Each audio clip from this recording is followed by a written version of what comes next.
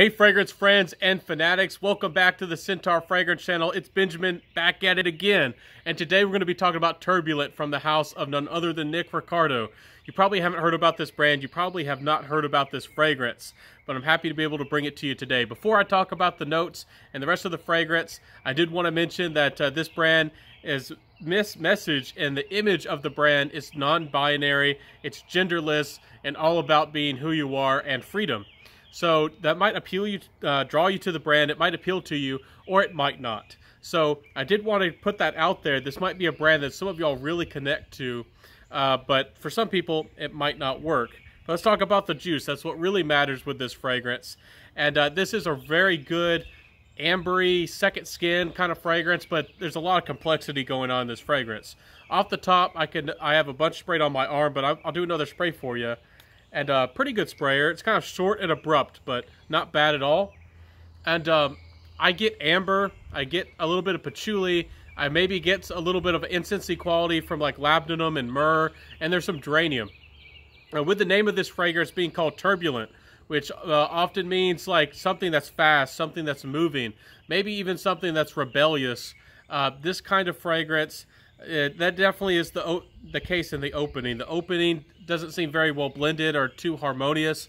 It's kind of chaotic, but if you give it 5 to 10 minutes, the fragrance settles down, and that's when the beauty comes through. That's when I start beginning to notice the sandalwood, and I do have a little cheat sheet here, and orange blossom, of course, really giving this fragrance a little bit of pop, and helping this fragrance have a little bit of playfulness.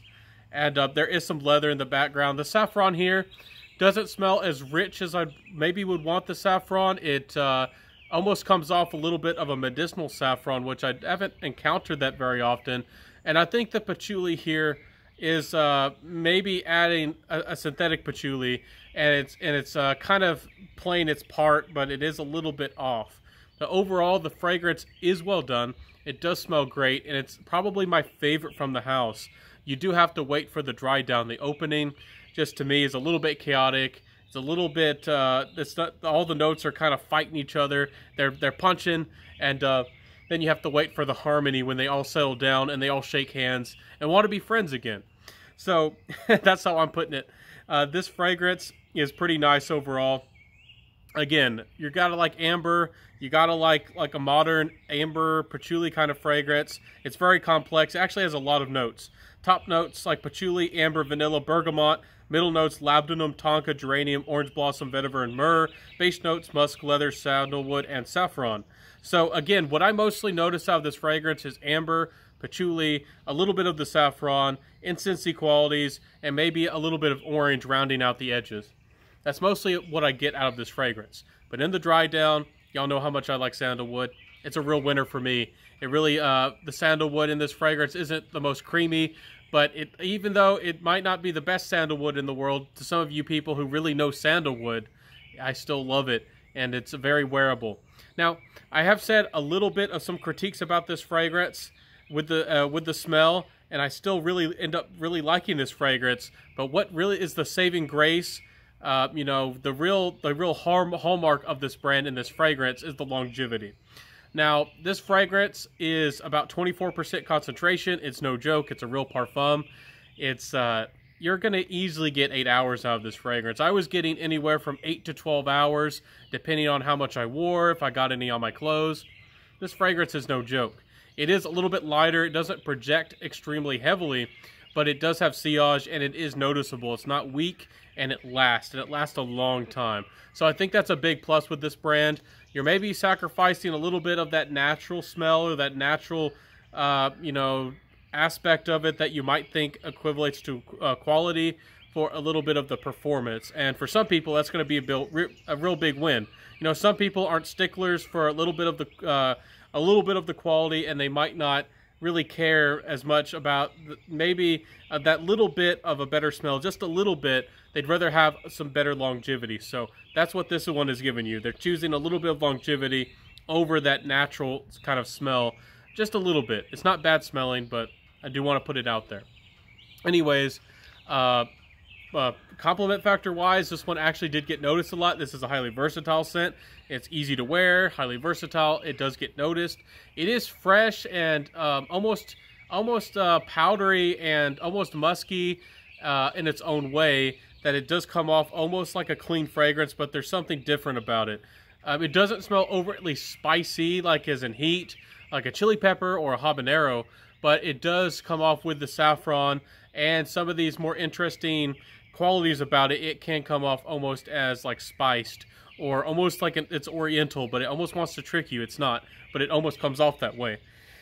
Anyways, people found that fascinating. It's a clean fragrance, it's approachable, but there is something a little bit different about it.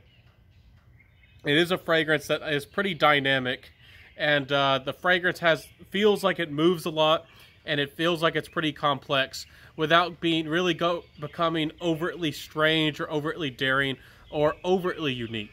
So compliment factor wise, it didn't get me the most compliments, but when I did get attention, it was kind of like a wow factor. It was like a conversation starter, and I kind of like that. You know, if somebody really gets drawn into your fragrance, I'd rather have somebody enthusiastic instead of lots of people, you know, if you do get a compliment and it's just like, oh, you just smell good. I want something a little bit more, and this sometimes did that. Sometimes, not all the time.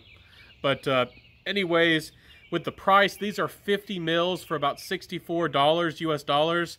I mean, that might be, this fragrance, even though I like it, this might be a hit or miss for you. $64 for 50 mils is essentially about, was that $124 odd dollars or $128 odd dollars for 50 mils. This honestly might be a little bit too expensive for the quality of what you're expecting.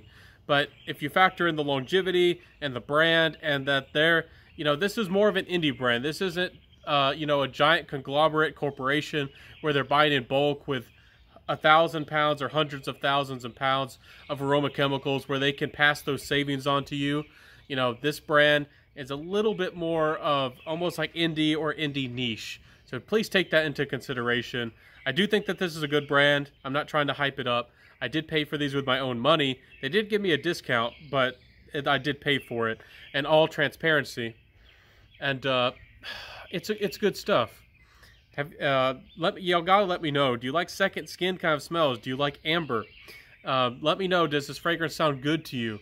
This is probably my favorite out of the bunch, and I bought this one and Onyx out of the 4, and I'm really happy with my purchase because it's a versatile amber scent, and I don't have a lot of those in my collection. You know, and this one has more complexity. It's more interesting, and I'm a big sucker for sandalwood as well. Y'all know how much. I'll say it again. I'm a big sucker for sandalwood. So, overall, let me know what y'all think about this fragrance. Let me know what you think about this brand. Check them out in the website down below. Let me know, how do you feel about the branding? I do like to look at fragrances as borderless or boundaryless for anybody and everybody, but some people do want to feel like they have a fragrance that appeals to them, that's made for them, and that draws them in. So you also might be the branding also might appeal to you, and it might draw you in. So if you like the image and the branding, definitely check them out too. So I'll see you next time, everybody. Hope that you enjoyed my brand. I definitely support everybody out there, no matter who you are, your lifestyle. I mean, of course, if you're respecting other people, live your life, be free, and I'll see you next time, everybody. Let me know, what's your scent of the day? What did you think about this fragrance? Do you like second skin, amberish, creamy, soft, almost powdery fragrances? And I'll see you next time, everybody. Wear what you love, rock what you got, and I'll see you next time. Bye, everybody.